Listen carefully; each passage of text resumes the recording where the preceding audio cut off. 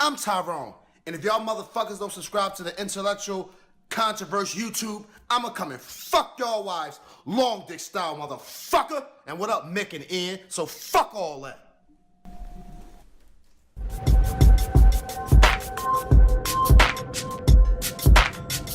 And we're back. Thank you, Tyrone. Yeah. And if you haven't realized, that he's serious. So definitely subscribe. Yeah, to the Intellectual Controverse, Facebook, Instagram, and definitely YouTube. Or he will indeed do what he said he was gonna do. Do it just exactly. Right. He will have sex with your wife. Long dick style. Shout out to Tyrone for doing that for us, man. Love you to death. Yeah, shout out to that dude. I don't think he ever takes his do-rag off. No. That's crazy. I think it's like surgically attached to his dome. Yeah. That's crazy. And when he makes these videos, it's like 2000. Between the years of 2003 and 2012, like when everybody wore do-rags, I'm just like taken so back. Yeah, he had his like tied up in the back the way you're like supposed to. Everybody else is like doing it down the side now. They're doing the whole little strings are just like flapping or whatever. I got a lot of jokes and clown on him, but I'm literally scared of him. I got so many do-rag jokes, it's ridiculous. Yeah, but I'm holding back. I'm holding back because my girl is not my wife right now, but want to keep it that way. Anyways, welcome back to the show, brother. Appreciate it, man. Thanks for having me back, bro. I appreciate you being here. I'm not even just saying that because you're here, but like you were one of my favorite guests. Seriously. Really? Yeah, because not saying my other guests weren't smart, but like you engage us in very intelligent dialect. That's what's up, man. I felt like we had a good, chill, relaxed conversation. We kind of lost track of the time. We had like an hour-long session, didn't we? It was longer than that, wasn't it? I think like an hour and a half. Probably, yeah. We put in some time. Definitely. Yeah, man. A lot of people don't know that you are an intelligent person because you kind of like you're to yourself. You're quiet sometimes. Yeah, that's fair. Yeah. And then when you do speak, it's mainly just hip hop stuff. People don't know what you really think when it comes to the social stuff. Yeah, I think you're right. That's a lot of because I think I choose to be a little bit more conservative on Facebook. A lot of how it is. Where we're from, and people kind of putting a little bit too much out there. So I try to. Yeah. As you said to me in a private message, being woke is very hard to do, right? Jeez, man. I think that's gonna be like, yeah. When you hit me up with that and you sent me that text message, I was just like, man, bro. I think that might be just like the summer, just the catchphrase of the summer. Being woke is just too. Being woke and being pro-black is complicated. It is super complex because there's different layers to it. Like, I mean, when it comes to the generalization of it, I get it and I mostly agree with it. But there's just other stuff that people are throwing, like they'll throw in mayonnaise. Oh shit.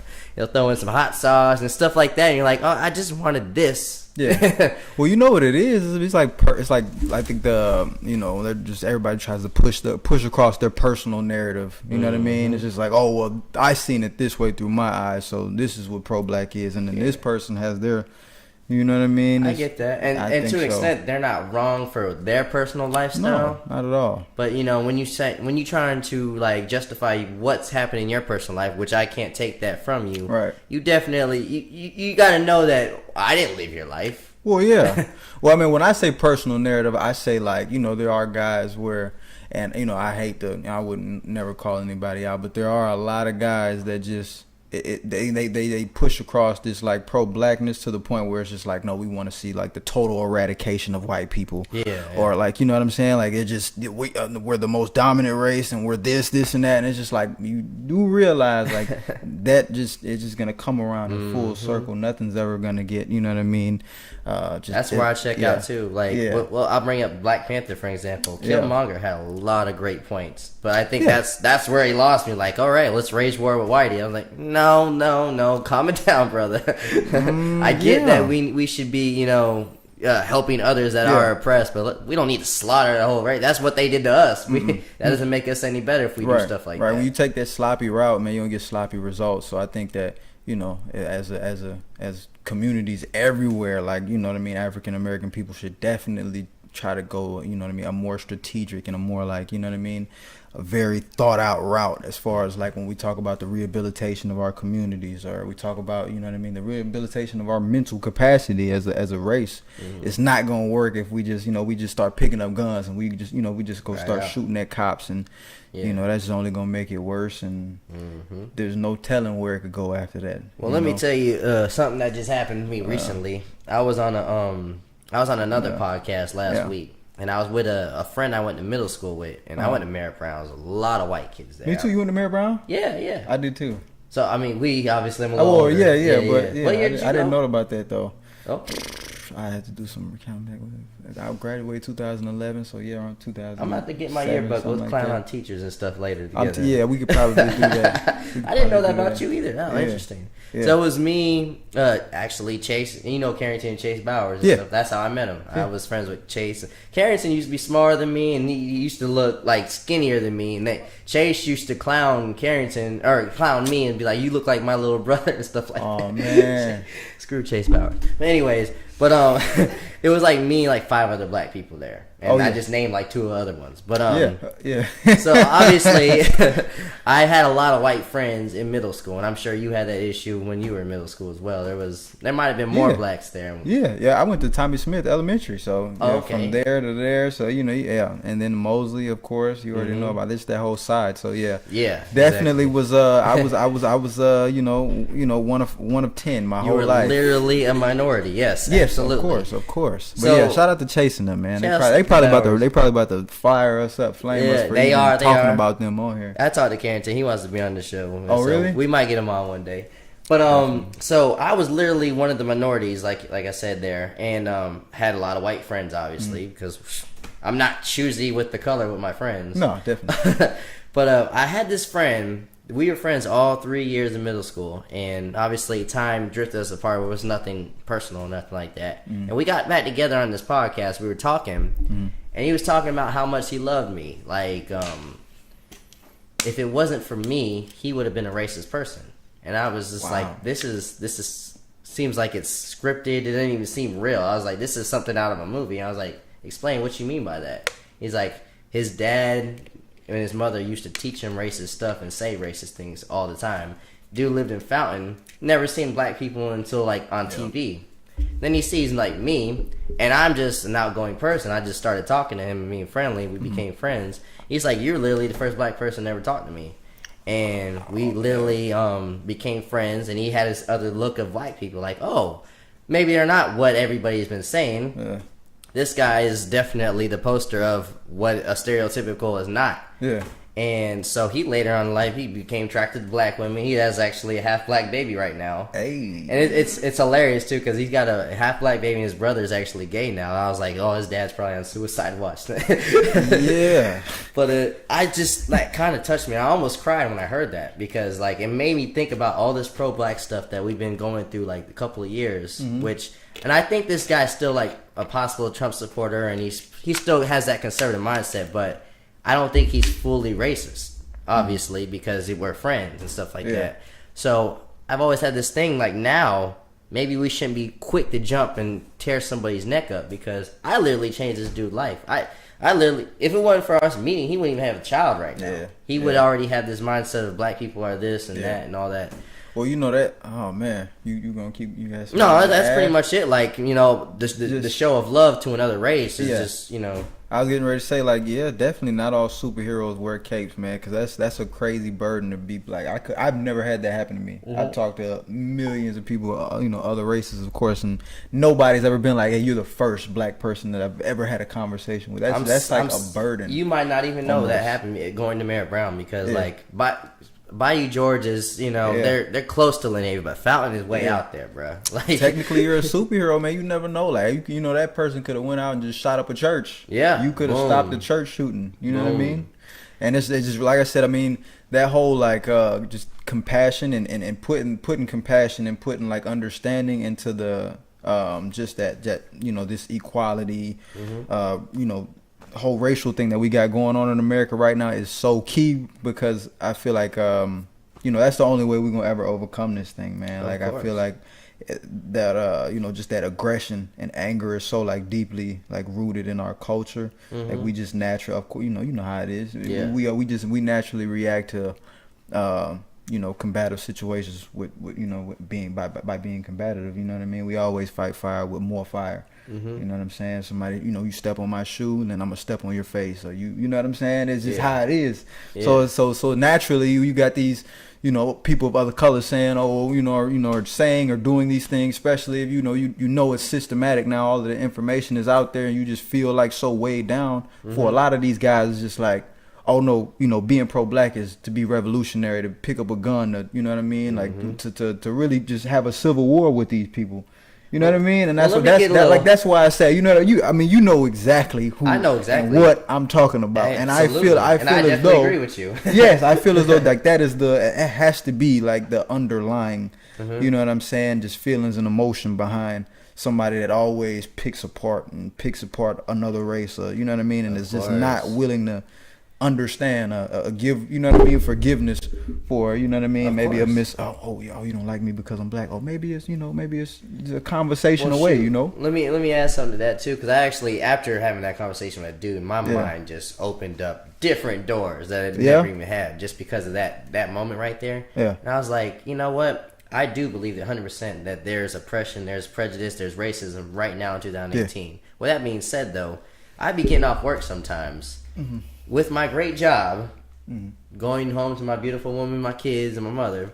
And I look at my phone and I'm like, oh, I didn't know I was oppressed today. But my internet, the Instagrams and the Facebook just reminded me I'm an oppressed person. With this mindset, I had a great day. I'm having a great paycheck. And there's some systematic stuff that are behind the scenes obviously going on sometimes. Right. But I think when people drill that stuff so much in your head sometimes, it's kind of a little bit modern day slavery, a little bit, because back then slaves used to have this, and this is why slavery wasn't a choice. This is why I disagree with Kanye, because they literally beat them with their minds. Like, obviously you can't beat up a big Batumbo looking dude, but you can break him down like psychological. Right. And the psychological stuff going on right now is us thinking that we're oppressed when we're not sometimes. And that's one of those things, man, where when you just by saying that, really, you put yourself. People are triggered right now. I was getting ready to say, just by saying I don't think that there's no racism or oppression going on. That's what I'm saying. But when you're getting reminded daily, you're like, okay, now you're drilling that in my head. Yeah. Yeah, but as I said, you just saying that though, like I said, it's just our culture. They immediately are gonna put you on the other side of the fence now, because you're choosing. Like, exactly. There you go. And people love to use that as a way of like, you know what I mean, validating their own blackness sometimes. Just like by calling some other dude a coon, it's like, oh, that means I'm, you know what I mean? Like, I'm the real black person, and you're just, you know what I mean? It's just like. But you get what I'm saying, though. Like, I get what you're saying too. Like, of course, just having this conversation, it's just like, or saying what everything. You said. Forget everything else I'm going to talk about. It's blah blah blah, coon. Exactly. Exactly. But like, no, can you just hear the other side out for a second? I'm not even saying that it's not realistic, because there might be a shooting tomorrow by a police. I'm not 100% agree that it's wrong, because it might be an unarmed kid. Obviously, I'm going to agree with that. Right. But, like, to be reminded, like, if there's nothing going on racially and you're really reaching, do you need to do that? Oh, no. I'm on your side 100%. No, I'm just saying for, viewing purposes, of course, that, like, people are going to see this and they're going to be like, oh, and maybe, but like I said, putting that compassion into the conversation allows people to understand what you're saying fully, instead of stopping at, what you just said. And like, no, there's definitely a science behind it, because if you dig a little deeper, into what you're saying, like I said, then, you actually get a result. You know what I mean? I think the result comes from getting past that combative part. So absolutely. How do you think we combat that? Obviously, we were just talking about love and even talking to each other. But like, how do you, like, I just don't want to hear that I'm oppressed daily. So I'm looking for other reasons besides reposting and calling out my fellow man. Calling a white guy racist or calling a black guy coon. I'm just like, No, let's see. We have some type of common denominator somewhere. Really doing this, man. I feel like, I mean, like I said, I'm no like scientist. I don't really. Well, you kind of are. If you're a musician, you are a scientist. I guess in a certain sense, but I just I don't have all the answers. But I personally think that conversation really. I think having these conversations, allowing like young black children to be able to sit there on YouTube and watch this instead of, you know what I mean. I don't know, but. Them being able to engage and listen to what we're saying and be like, oh, okay, you know what I mean, and especially leading by example, like you having this show and me doing what I'm doing in music, and they're like, oh, these people are actually doing things, and they think this way, so it's like, well, let me, if I want to do something along the lines of this person, then maybe I should kind of like adhere or listen to some of the stuff that he's saying. And I think that that's the only way that people can get over that part. And a lot of it's like just the mannerisms that we have with each other. I think like reprimanding each other in private instead of in public. It has a lot to do with a lot of things, because there is some things where you can't say in front of everybody. Of course. Because you think they think that it's okay to think that way, or you know what I mean. So I think that if somebody is acting a little bit like, oh well, what you mean you saying we're oppressed? You know what I mean? It's just like, come here, let's talk in the back. Let me explain to you why we're not necessarily as oppressed as you think. You know what I mean? Like look at what we built from the ground up by myself. You know what I'm saying? Going. Exactly. Yeah. It's all about your willpower, and you really can't use the system as an excuse no more, because we all know that it is that way. It's not dismissing the fact that systematic oppression is kind of like, you know what I mean, wearing itself down. You know what I mean? It definitely was there at one point, but I feel as though we can win by saying, you know what, if we think deeper into our strategy to get around this thing, then we can get around it. Well, shoot, perfect example. Like we in real oppression is literally we started off with nothing. Yeah. We literally, if this was a race, the white man's right here at the beginning line. We're way back here, slavery. Yeah. As a metaphor. They kept going. Just like every track show you see, passes them. Oh yeah, definitely. How we go from slaves to being in the White House. That is amazing. Right. That is something to be proud of. Yeah. That is huge. Yeah. That is like, I don't know. Slow process, slow progress better than no progress. Mm-hmm. You know what I mean? It took a long time, and I think it's gonna take, a little bit longer to get to where everybody thinks we need to be, or I don't know, even because I asked myself this question, and I don't know if you ever asked yourself this question, like if the government ever came to a point where they were like, you know what, we're gonna give you all these reparations that y'all been asking for years, would that do it? You know what I mean? They'd pick something else. People would be like, it would pick apart the amount of money they get. Oh, this ain't enough.